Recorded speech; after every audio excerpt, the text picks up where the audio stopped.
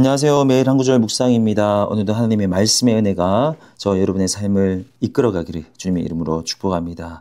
오늘도 베드로후서 1장 19절에서 21절까지 말씀을 읽고 묵상하겠습니다. 우리 성경 말씀의 어떤 성경의 영감에 대해서 말하고 있는 아주 중요한 성경 본문 중에 하나입니다. 또 우리에게는 더 확실한 예언이 있어 어두운 데를 비추는 등불과 같으니 날이 새어 샛별이 너희 마음에 떠오르기까지 너희가 이것을 주의하는 것이 옳으니라. 먼저 알 것은 성경의 모든 예언은 사사로이 풀 것이 아니니 예언은 언제든지 사람의 뜻으로 낸 것이 아니요 오직 성령의 감동하심을 받은 사람들이 하나님께 받아 말한 것임이라. 아멘. 오늘 본문에 반복되는 단어는 예언이란 말이 나옵니다. 19제를 더 확실한 예언이라고 할 때 예언이라는 단어가 있고요. 또 20절에서도 성경의 모든 예언은 예언. 21절 말씀에서도 이 예언은 언제든지 사람의 뜻으로 낸 것이 아니다라고 했는데 여기서 이 문맥에서 예언은 어떤 성령의 은사적인 것을 말하는 것이 아닙니다. 물론 예를 들면 고린도전서 14장에서 나오는 방언과 예언 같은 그런 예언을 말할 때도 있죠. 그때는 그런데 오늘 여기에서는 성경 말씀을 가리킵니다. 문맥이 중요하죠. 왜냐하면 20절에도 성경의 모든 예언이라고 분명하게 이렇게 말씀되어 있고 지금 하나님의 말씀의 어떤 권위에 대해서 이야기하는 문맥에서 이야기하고 있기 때문에 여기서 이 단어가 가리키는 것은 기록된 성경 말씀을 가리키는 것이다 라는 것을 우리가 먼저 알 수 있습니다. 근데 19절에 이렇게 얘기하죠. 또 우리에게는 더 확실한 예언이 있어. 오늘 본문 바로 이전에서 어떤 얘기를 했냐면 베드로의 변화산 체험에 대한 이야기를 했습니다. 사복음서에서 이야기하시죠. 베드로와 야고보 그리고 요한 세 사람이 예수님을 따라 변화산으로 갔는데 예수님께서 정말로 본연의 모습 하나님의 아들로서의 그 영광스러운 모습을 보여주신 그런 장면이 있습니다. 이들에게는 평생의 기억에 남을 특별한 체험이에요. 영광스러운 체험이에요. 그게 얼마나 중요합니까? 그런데 사도 베드로의 고백은 뭐냐면요. 그 체험도 너무나도 귀한 것이지만 우리에게는 그 체험보다 더 확실한 말씀이 있다라는 거예요. 그 체험도 좋지만 체험이 안 좋은 건 아닙니다. 체험도 필요하고 얼마나 우리 신앙생활을 생생하게 이렇게 만들어주는지 몰라요. 그런데 베드로의 고백은 이 체험보다 기록된 성경 말씀, 성경에 기록된 예언, 성경이 더 확실하다. 이 성경의 우월성을 강조하고 있습니다. 아주 의미심장한 표현이에요. 그렇기 때문에 말씀이 중요하다는 얘기를 하고 있는 겁니다. 이 말씀은 어두운 데를 비추는 등불과 같다. 우리의 어두운 삶을, 어두운 영혼을 비춰주는 것이 우리의 성경 말씀입니다.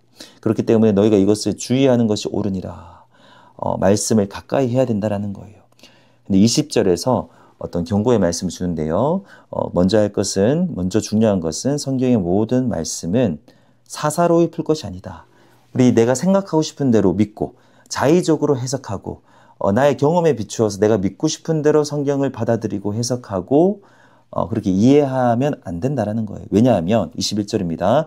언제든지 사람의 뜻으로 낸 것이 아니요. 사람의 뜻으로 기록한 것이 아니고 오직 성령의 감동하심을 받은 사람들이 하나님께 받아서 말한 것입니다. 성경에 이렇게 기록되었습니다. 오직 성령의 감동하심을 받은 사람들, 성령의 충만함을 입은 사람들, 성령의 영감을 받은 사람들, 그 사람들이 하나님께서 받아서 말한 것이라는 겁니다. 우리가 고백하는 중요한 성경에 대한 고백이 있습니다. 성경은 일단은 인간의 글이기도 하죠. 이것을 또 부정할 수는 없어요. 요한이 적었고 베드로가 적었고 바울이 적었습니다. 그런데 더 중요한 것은 하나님의 말씀이라는 거예요. 아니, 이 두 가지가 어떻게 가능한가? 이것을 잘 설명해 주고 있어요. 사람이 썼습니다. 지금도 이제 베드로가 썼는데 지금 이것을 쓸 때 자기 생각을 쓴 게 아니라는 거예요.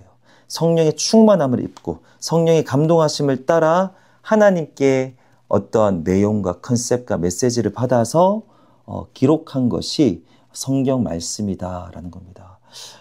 그래서 우리가 이 두 가지 다 생각해야 됩니다. 바울의 말이기도 하지만 하나님의 말씀이다. 베드로가 쓴 것이긴 하지만 베드로가 사랑하는 그 성도들에게 쓴 편지이기도 하지만 하나님의 말씀이다. 성령의 감동으로 기록된 하나님의 말씀이다라는 것을 기록해야 됩니다. 같은 유비가 있어요. 우리가 예수님에 대해서 생각할 때 예수님은 사람이잖아요. 그런데 동시에 하나님이지 않습니까? 100% 사람이지만 100% 하나님. 동일한 원리예요. 성경도 100% 인간의 글도 맞지만 또 100% 하나님의 말씀입니다. 그런데 이 두 가지 중에 저는 이 두 번째 조금 더 이렇게 강조를 하면 우리 신앙생활엔 더 유익한 것 같아요. 같은 원리입니다.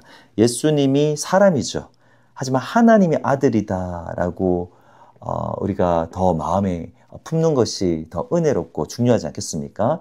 사람이라는 것은 그냥 다른 사람들도 다 얘기하니까. 성경도 마찬가지예요. 믿지 않는 사람들은 인간의 글이라고 얘기하지만 이것도 맞아요. 하지만 예수님이 하나님이시다라는 것을 우리가 우선적으로, 우리가 차별적으로 우리가 고백하는 것처럼 성경도 하나님의 말씀이다라는 것을 꼭 기억하시면 좋겠습니다.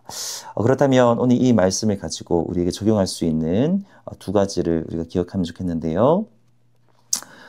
첫 번째는 신앙생활에서 더 확실한, 이 중요해, 더 확실한 성경 말씀, 더 확실한 성경을 가까이 하라 또는 중시하라 또는 우선하라. 우리 신앙생활할 때 많은 것들이 있지 않습니까? 우리 성도님들과의 교제를 통해서, 아니 어떤 분들은 신앙적인 멘토에게 의지하시는 분이 있어요. 이 사람이 나의 멘토입니다. 필요하죠. 절대적인 것은 아니라는 거예요. 나는 우리 목사님을 의지합니다. 필요하죠. 절대적인 것은 아니에요. 나는 체험을 의지합니다. 너무나도 중요하죠. 하지만 우선되는 것은 아니라는 겁니다. 베드로가 자신의 체험보다, 예수님을 직접 봤던 그 체험보다 더 확실한 예언의 말씀을, 이 성경의 예언, 성경에 기록된 말씀을 강조했던 것처럼 가장 확실한 것은 성경 말씀, 사도 베드로처럼 우리도 성경을 우선하는 신앙생활이 되면 좋겠고요. 두 번째, 성경은 사사로이 풀면 안 된다 그랬어요.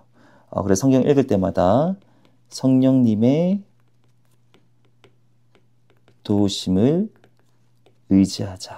성경을 읽을 때 이해되지 않을 때 우리가 다른 말로 이것을 성령의 조명이라고 합니다. 빛을 비춰주시는 거예요. 왜냐하면 성경을 2000년 전에 기록하게 하신 분이 성령님이시죠. 동일하신 영이 우리 안에 계시잖아요. 그분이 우리가 그 성경을 읽을 때 바르게 이해할 수 있도록 성경의 저자가 성령님이시니까 우리에게 도와주실 수 있다는 것이고, 우리는 마땅히 기도하면서 성령님의 도우심을 따라 이해할 때 성경을 잘 이해할 수 있다. 이 성경을 통해서 하나님의 가르침과 하나님의 음성과 하나님의 인도하심을 우리가 잘 받을 수 있다라는 겁니다. 이것을 잘 기억하시고 말씀 중심, 그리고 성령의 도우심을 받아 또 말씀을 이해하고 또 가까이 하는 우리 모든 한마음교회의 성도님 되시기를 주님의 이름으로 축복합니다. 예수 그리스도의 기도하겠습니다. 하나님 아버지 감사합니다. 오늘 이렇게 우리 베드로 후서 우리 1장의 말씀을 통해서 우리에게 주신 그 기록된 성경 말씀이 얼마나 확실한지, 그리고 어떻게 성경을 읽고 해석해야 되는지 우리가 살펴보았습니다. 성경을 가까이 하고 성경을 우선하는 우리의 신앙생활 되게 하시고, 성경을 읽을 때 자의적으로 내 생각대로 이해하는 것이 아니라 성령님의 도우심을 따라 확실하게 정확하게 이해하고 적용하는 우리의 신앙생활 될 수 있도록 도와주시옵소서. 감사합니다. 예수님의 이름으로 기도합니다. 아멘.